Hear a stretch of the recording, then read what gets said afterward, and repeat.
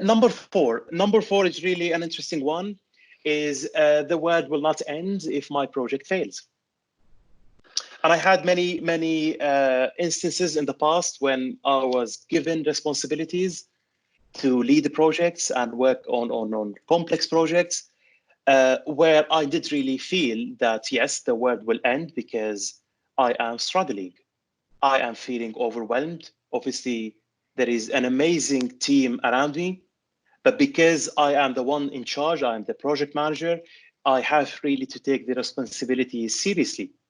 I shouldn't be nagging every single minute and asking, can you do this, can you do that? I've got really to come up with the right plan, with the right quality assurance strategy, and hand over, managing client expectations, and all of that.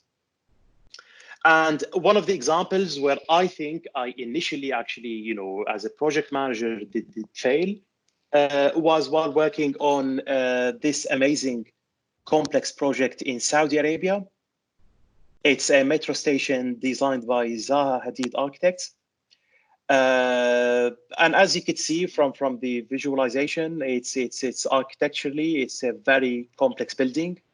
It has a very complex facade. It has 4 or 5 different teams across different locations globally involved. You've got a difficult contractor, tough contractor working in the Middle East. The architects are based in London. You've got facades designer in other parts of the world. So making sometimes any decision or any suggestion, you've got really to take on board that you've got a global team, and you need to keep every single person aware of that change. So the failure in here was initially that the project was going for LEED certification. And once you do LEED certification, you have to do a design stage submission to the US Green Building Council, where you demonstrate actually that the project is meeting the criteria for each credit. And that will demonstrate how sustainable the building is and all of that.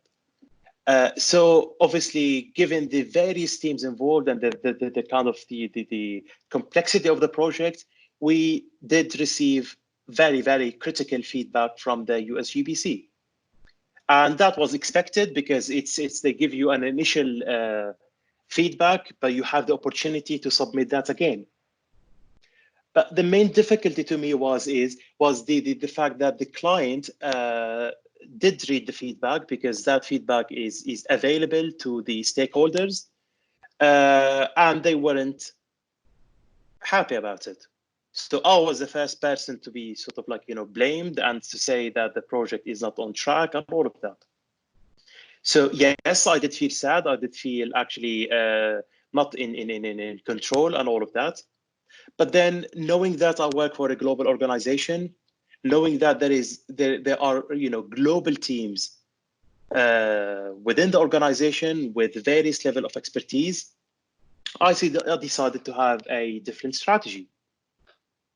And the strategy is to take actually that critical feedback and try to understand if we could have other people involved who didn't work on the project before, who would come with fresh pair of eyes and say, actually, we think this could be done slightly differently, or try to coordinate the work in a slightly different way. So I introduced a different quality assurance procedure. So rather than having myself or another colleague checking it, I had 3 people checking it, myself and 2 other people. And those 2 other people work in other offices. So I needed a completely different perspective and a very deeply critical feedback. And we start to agree to have weekly calls and to start to really brief the client on a weekly basis in terms of the progress. And also, we made it clear to the client that some of the critical feedback from the USGBC was for client-related credits. So there are certain things that they haven't provided us as well. So we tried to be quite open with them to say, let's all face it together. And then after 3 or 4 weeks, we did the second submission.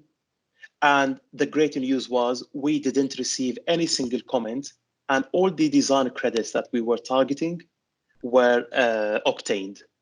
And there was a huge celebration. The client was happy. I was happy at all of that. But obviously, it was a very, very bumpy process, but it was hugely beneficial. Now, this statement, you may have heard it in the past. You may have heard different variations about focusing on your strength, not your weaknesses. Some people may agree with it. Others may also have different opinion. But I always say,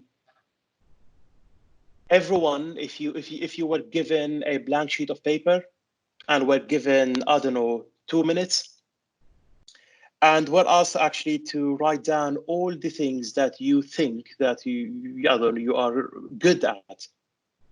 And then immediately, because you have only 2 minutes, you may say, I'm good at sketching, I'm good at networking, and you start to list down all those things. The good news is when you start any work, any things like that, you have strengths and weaknesses. And then if you keep focusing in your performance reviews on your weaknesses, how to make your weaknesses strength, you may really struggle in your career. But then if someone said, actually, we did realize that you are a person who has good presentation skills, but actually we can really make your skills even better. And that is something you should really focus more on. You should understand and acknowledge your weaknesses. Know kind of, for example, that you don't have the best writing skills. Yes, you have to have very good writing skills. You have to write reports and all of that. But maybe you wouldn't be the best person to be reviewing reports.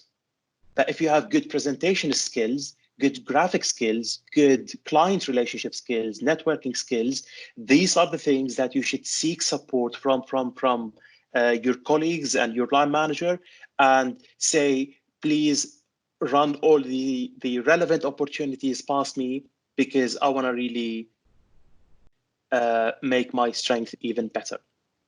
And this is just one example. This is a snapshot of a collaborative project I was involved in with HOK Architects in London. The project was in Kuwait. And obviously myself and the other colleague pictured here, Ala, we both had architecture backgrounds. So naturally, if you have architecture background, you've got certain skills that you're good at in terms of like sketching, having good good skills when you speak with architects. You speak their language basically. So that's what we both did. We said, you know what? Let's go there. Let's start to sketch. Let's start to kind of like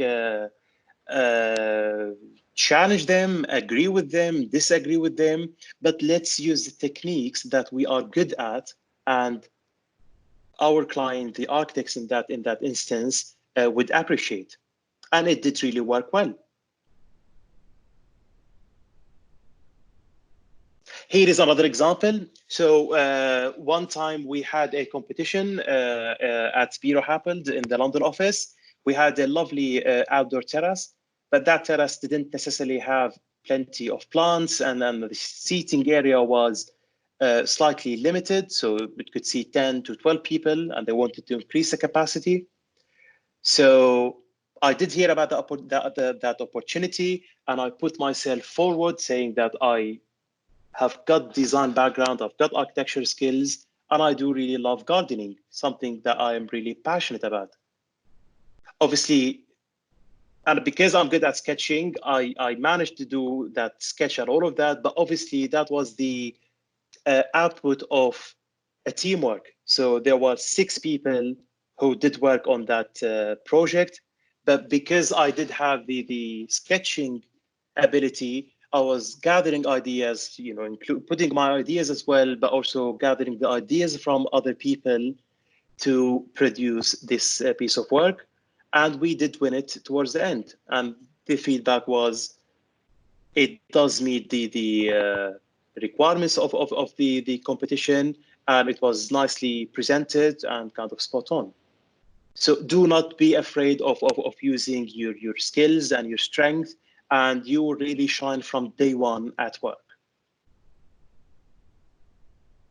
I thought, let me just maybe divide it. We could have it just a couple of minutes if anyone has any questions on any of the information I presented before moving into the next part, which will focus on the job hunting, CV writing, and all of that.